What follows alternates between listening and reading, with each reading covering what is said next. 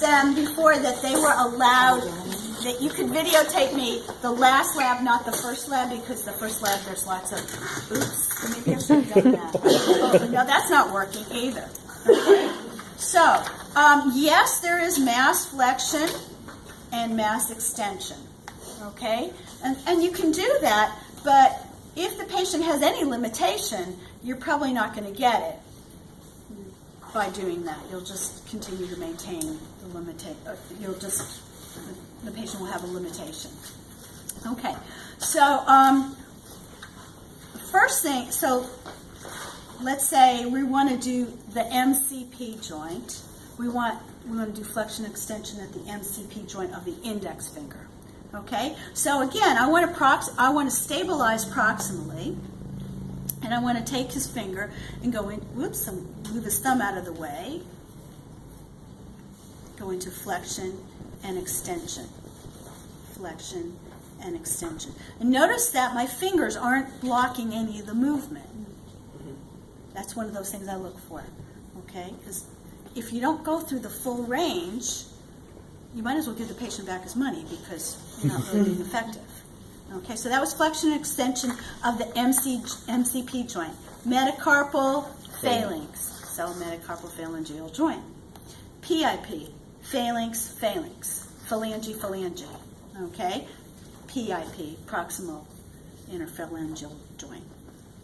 Flexion, extension, flexion, extension.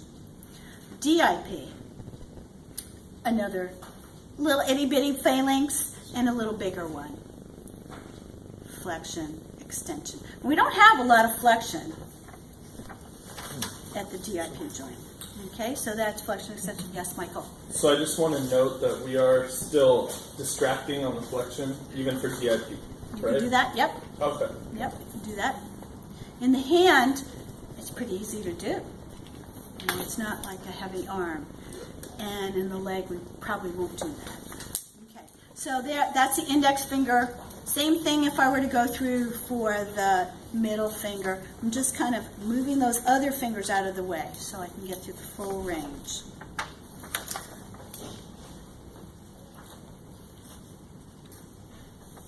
Can you get this? Is it on? Okay, good.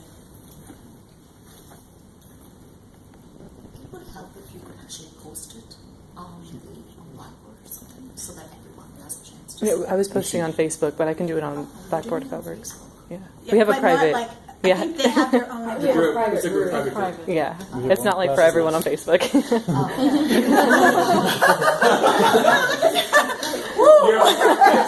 I think Deepa's heart rate just went up a little bit. Okay, so same thing for the other fingers I can do, and on down, and then for the little finger. Now, when it comes to metacarpal elevation depression, I can elevate and depress each metacarpal by holding the metacarpal that's next to the one that I'm mobilizing. Okay, so I'm stabilizing the adjacent metacarpal. And notice that the little finger one, this one on the little finger side, on the ulnar side, has a lot more mobility than the one at the radial side. Okay. Also, you can do a mass movement where it comes out and in. People usually go, "Oh, that's so good." The little Vietnamese ladies that do your nails sometimes do this. One is acceptable for elevation depression? Yeah. I Okay. guess when you ask for combined, that's what you Yes. do Oh. versus individual. Yeah. So let's say we have one that's not moving at all. Then we may need to go to that individually. Okay? All right, so that was the hand. Do you want to practice that? But I'm going to warn you, we don't have a lot of time to practice it.